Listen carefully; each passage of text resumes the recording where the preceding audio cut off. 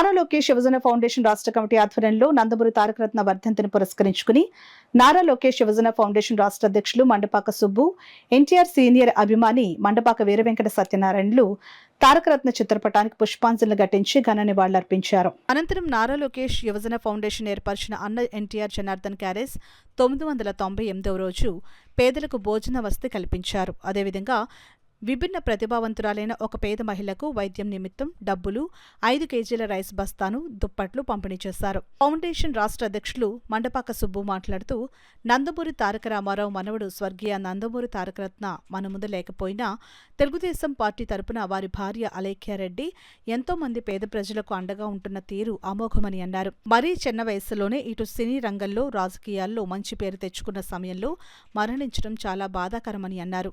ఈ కార్యక్రమంలో ఫిరోజ్ ఫౌండేషన్ సభ్యులు పాల్గొన్నారు. విఖ్యాత నట సార్వభౌమ నందమూరి తారక రామారావు గారి మనవడు నందమూరి తారకరత్న వర్ధంతి సందర్భంగా ఈరోజు ఫౌండేషన్ పార్టీ ఆఫీసులో ఘనమైన నివాళులర్పించి, అదేవిధంగా అన్నా ఎన్టీఆర్ జనార్దన్ క్యారేజీ ద్వారా 998వ రోజు పేదలకు భోజన వసతి కల్పించిన ఫౌండేషన్ రాష్ట్ర సభ్యులందరికీ నా హృదయపూర్వక అభినందనలు తెలుపుతూ, అదేవిధంగా ఒక పేద మహిళకు వైద్యం నిమిత్తం డబ్బులు, పేదలకు 5 కేజీల రైస్ బస్తాలు, దుప్పళ్ళ పంపిణీ జరిగింది.